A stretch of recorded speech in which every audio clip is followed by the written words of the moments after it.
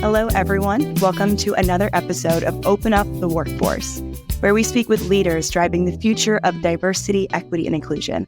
I'm your host, Ahva Sadeghi, co-founder and CEO at Symba. Today, we have an incredibly exciting episode in store for you. I'm joined by Payal Sahni, the Executive Vice President and Chief People Officer at Pfizer.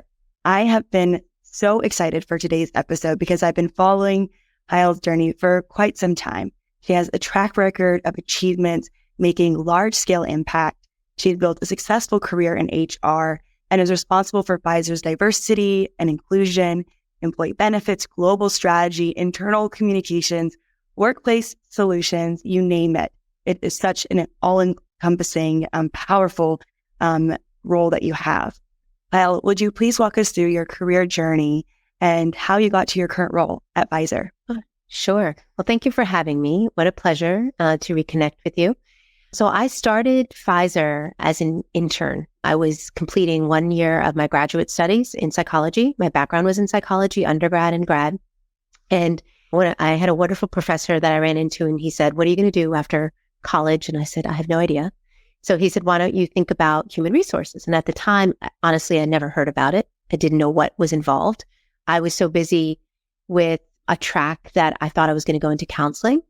And he said, "Go and interview at Pfizer." And it was one of their summer programs. So I came in and basically shadowed a lot of people and ended up loving it and really applied a lot of the skills that I had with psychology. And when you do an intake interview as a counselor, it's not that dramatically different than turning that into a job interview and trying to get information out of people so that you can make a judgment if they're a fit or not, or what they need to maybe work on. And so I stayed, and they offered me a job right after my internship was coming to a close. I wasn't even done with school. I still had 1 year left. And they said, "Don't worry, we'll cover it." They were expanding quite a bit. And based on the work that I did, they liked what they saw and they gave me an opportunity. And after that, I stayed within the human resources function. It was actually called personnel and it just changed to ER when I joined, and then quickly moved back to human resources. And I was able to change it to people experience. But that journey, I'm going on almost 27 years at Pfizer. So 26 right now. In March of 24 will be 27. And I can't believe how fast it's gone. But I took an opportunity that I didn't even know what I was getting involved in, and I couldn't be more grateful because I met incredible talent, and staying within the function because of the size of Pfizer and the complexity and the different kinds of functions we have, I was able to just get a different lens of the company every few years.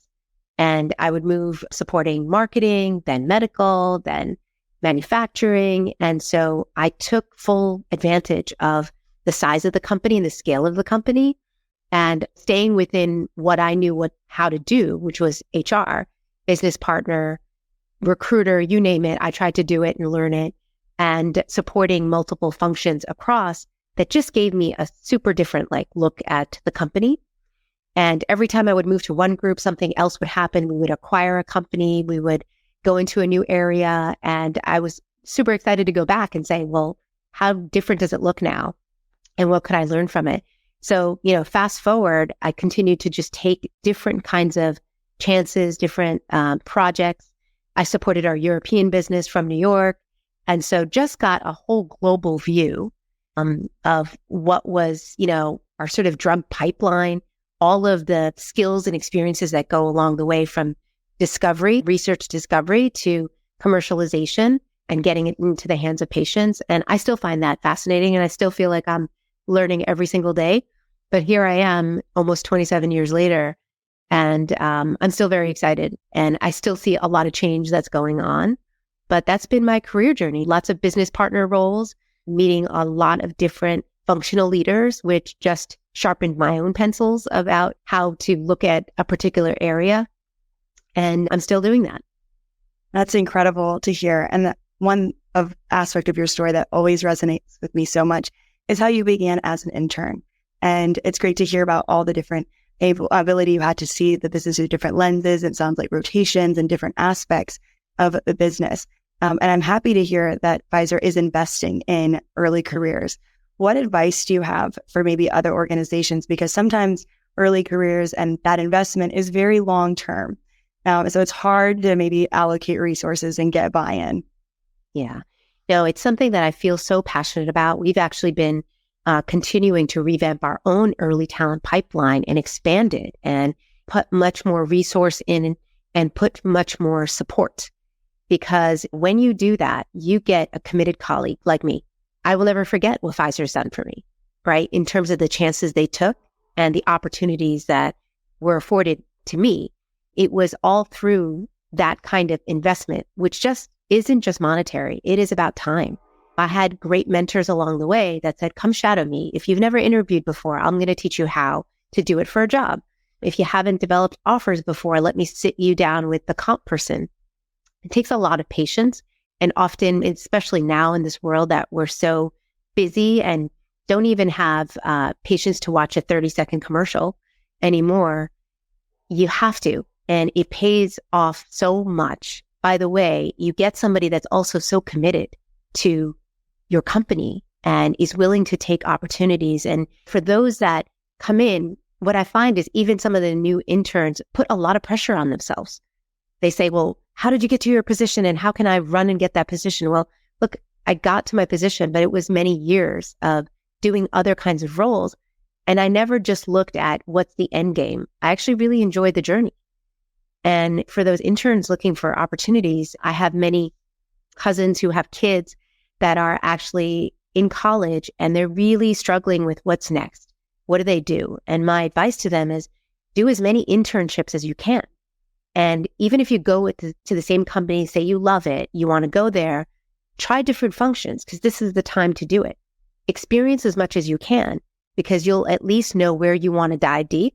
And sometimes you'll learn what things you don't like and that don't bring you energy so you can stay clear away from them.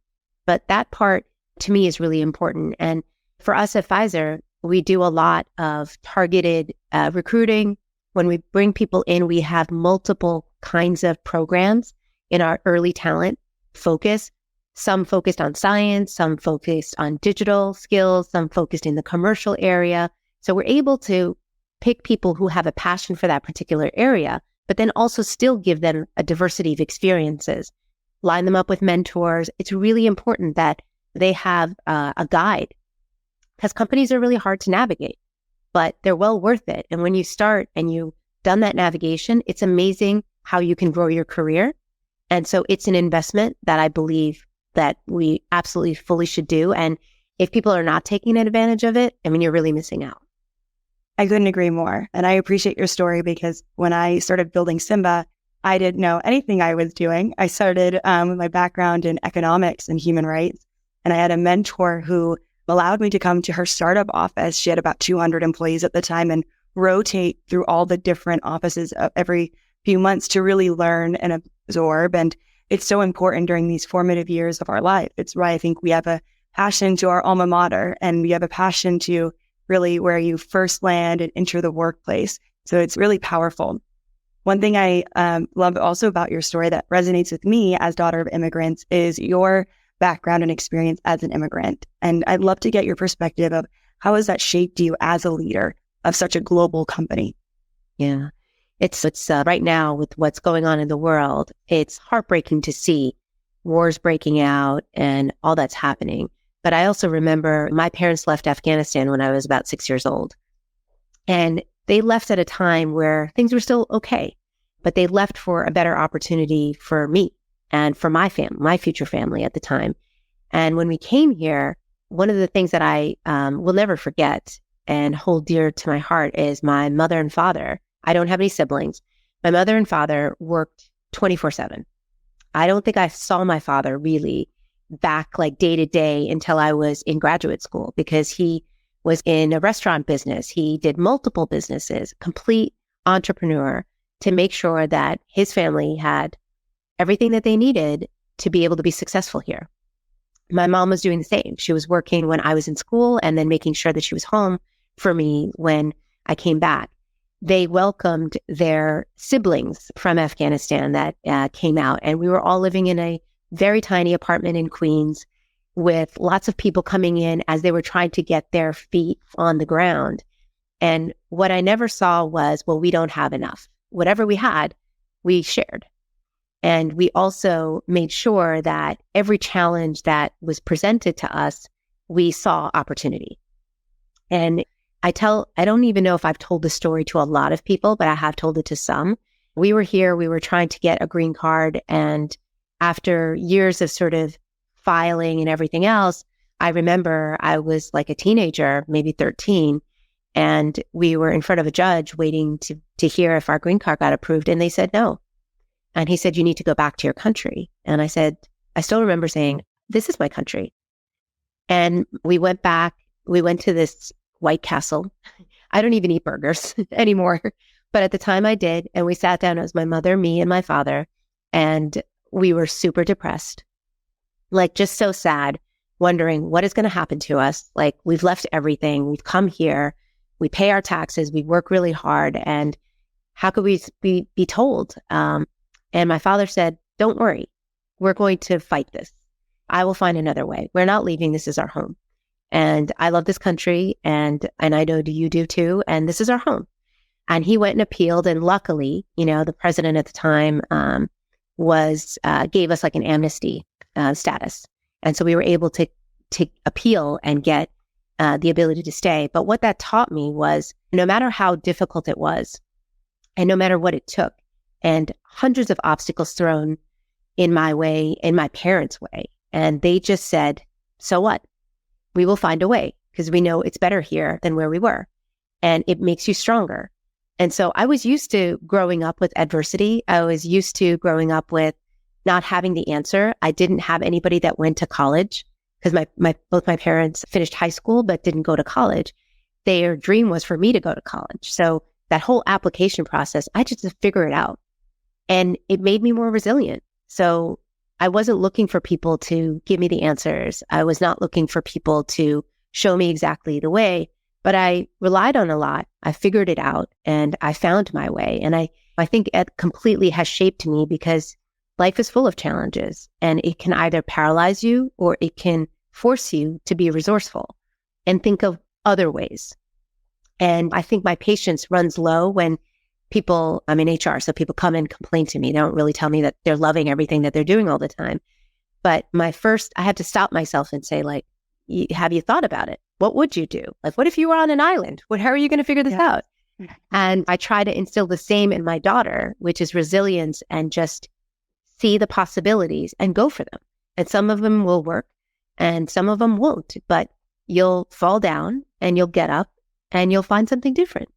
And you'll figure it out. So I think seeing how they have lived their life and the sacrifices that they made for me, even with a lot of adversity, just pushed me to constantly do the same. And I'm really working day and night to do the same for my daughter.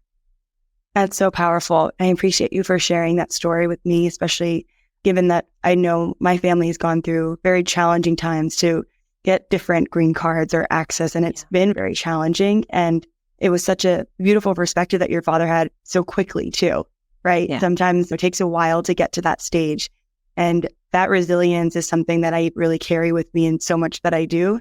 As a startup, you can only imagine we get a lot of no's. Yeah.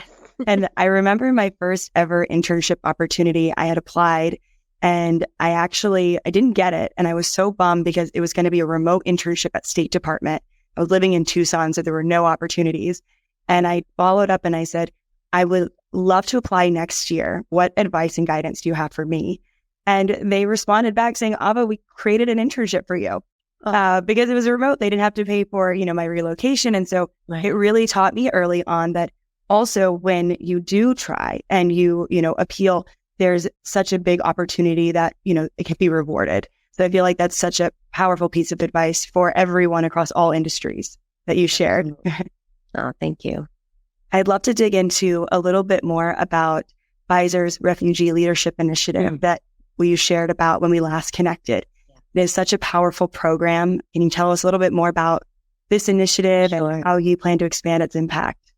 Absolutely. And it's a program that's near and dear to my heart. So with everything happening around the world, we saw an opportunity to say it's personal. And we know that people, especially immigrants, there isn't a job too big or too small. People just want a chance. And when I think back, someone gave me a chance. And how could we do the same? That to me has been, when you think about leaving a legacy, that's something I feel really proud of, that if anything, if I made the lives of 1 to 2 or 3 people better, that has a generational impact, that is incredibly meaningful to me personally. But in the program, so what we committed to doing was we committed to hiring 100 refugees and to mentor 150 refugees. And we very quickly met that goal. So refugees from Afghanistan, refugees from Ukraine, we've expanded it into Europe. And now we've actually signed up to say, we will, because we were able to do that with 100, we're aiming to get to 500. Because we know that society needs our help to do that. We also know that by giving people a chance, we're finding amazing talent, by the way. It's a competitive advantage.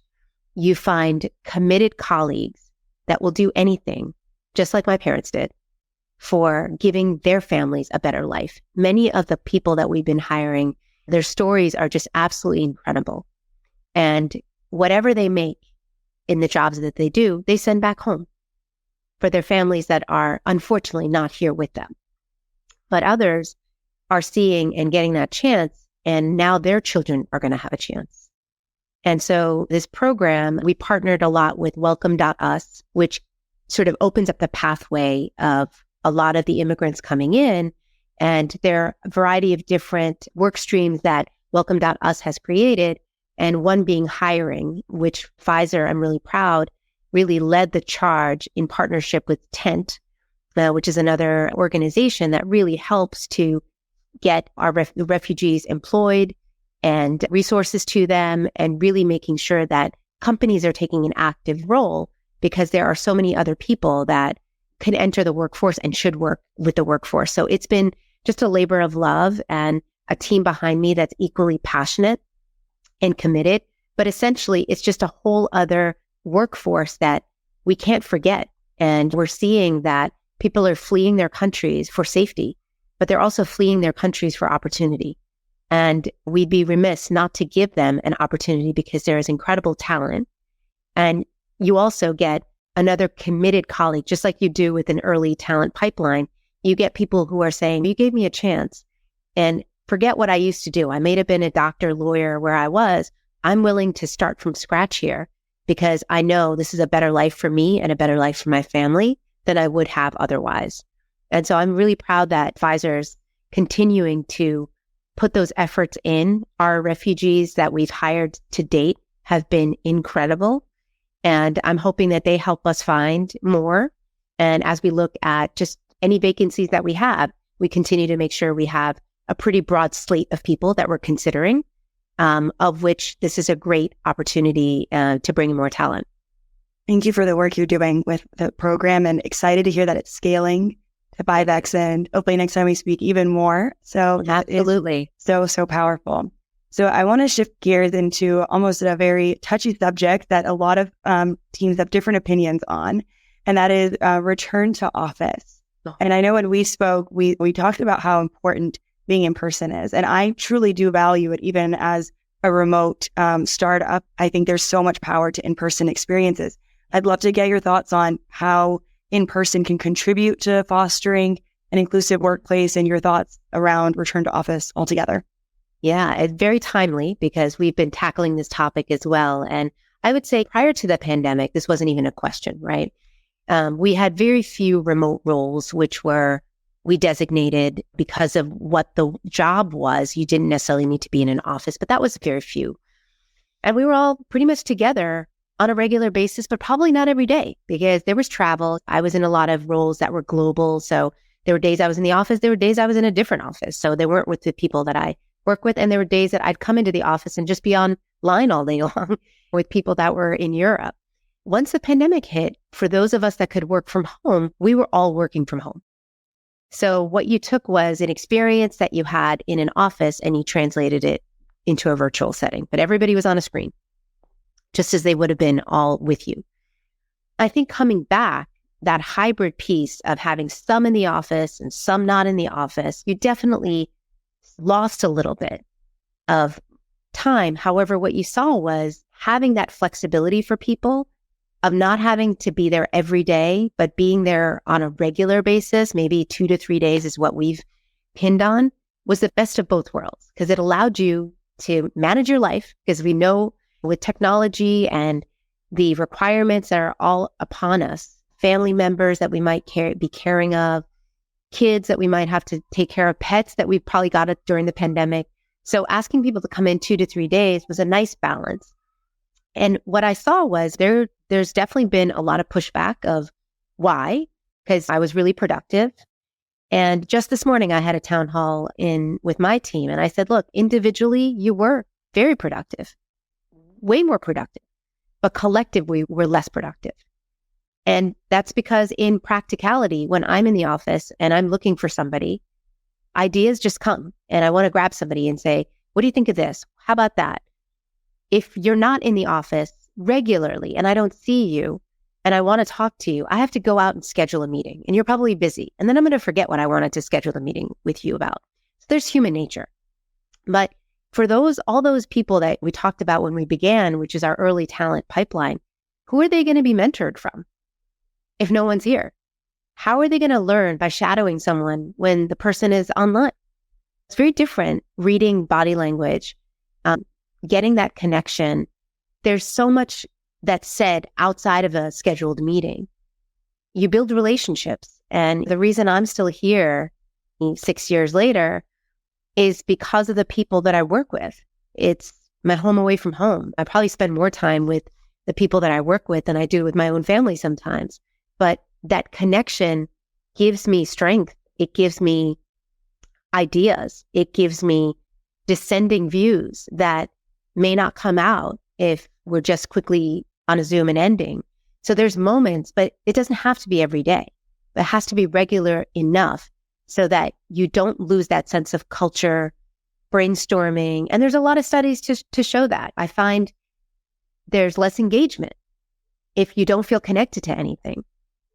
And you feel more connected when you can put a name and a face together and you have regular interactions, right? There's a reason if you go back to Gallup surveys of, do I have a best friend at work?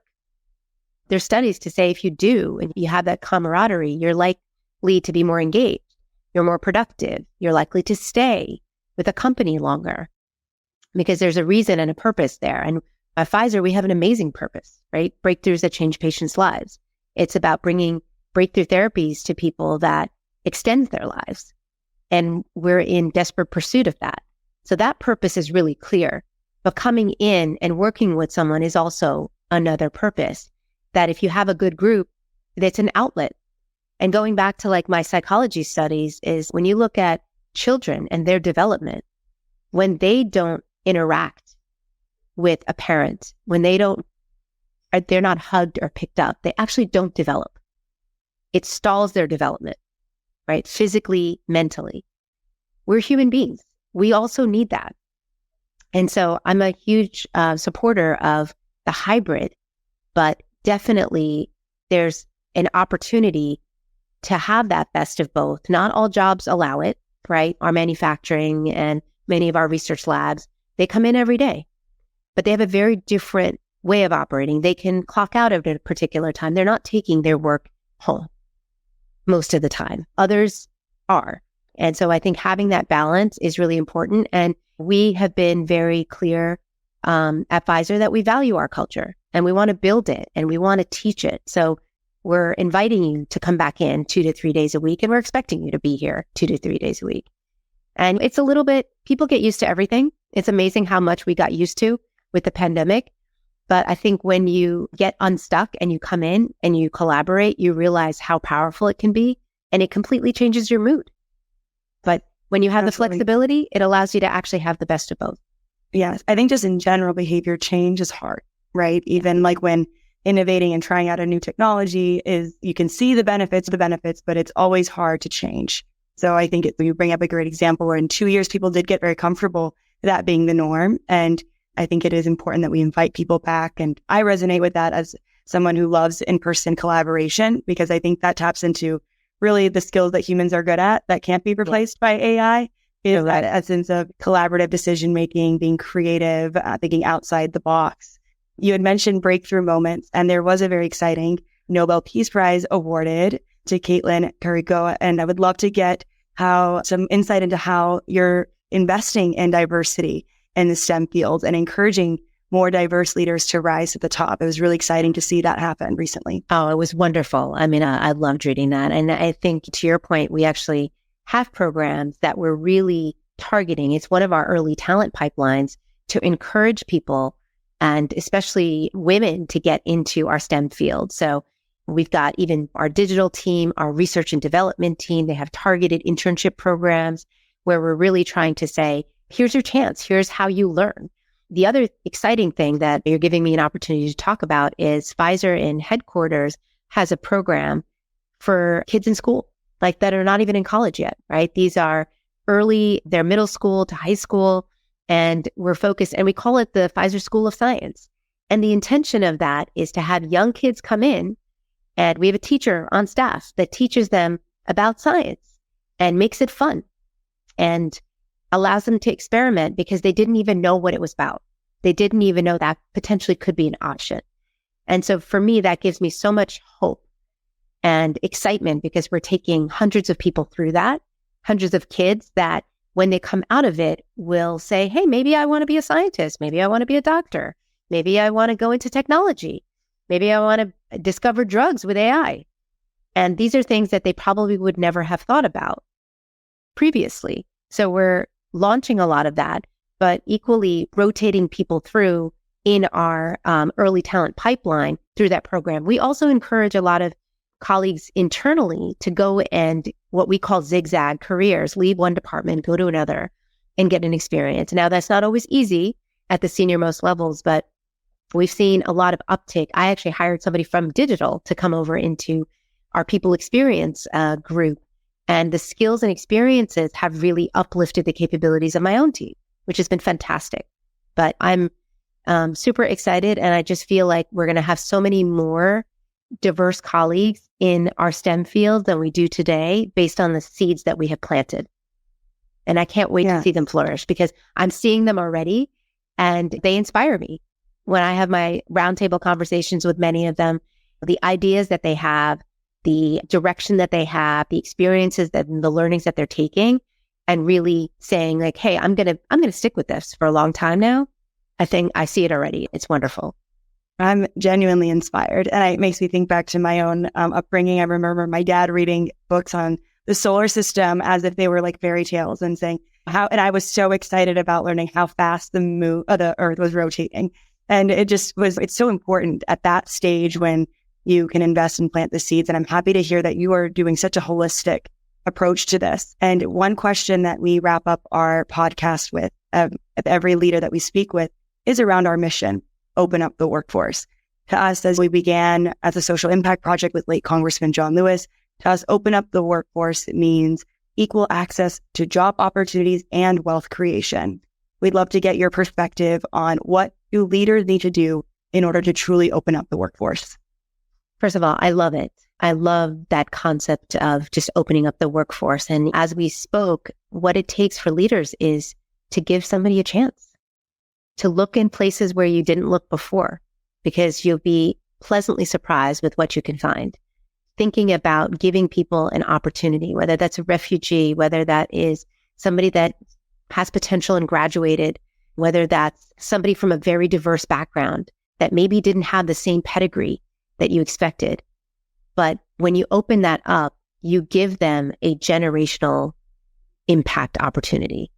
You're giving them a chance, but you're actually giving their family, their friends, the next community a chance. And you can really make a big difference. And it's not even apparent, because oftentimes the exchange is, I give you a job, you do the job, here's your salary.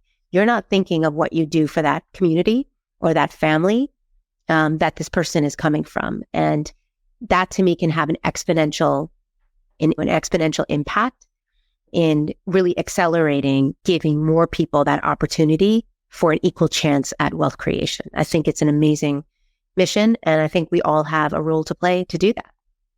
Thank you for those insights, Payal. It's been so powerful to hear your story, the work you're doing, and I'm excited that the seeds are already flourishing because we're giving people a chance, but I think that people are going to be amazed to see what that also does for the organization and their leadership and their growth. So thank you for sharing your insights with us, your story. Is there anything else you'd like to share before we wrap up?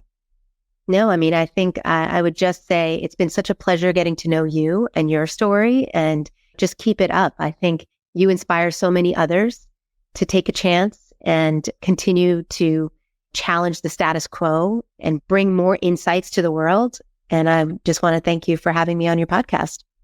Thank you so much, Payal. That means the world coming from you. I really appreciate it. Thank you. Wonderful. Thank you.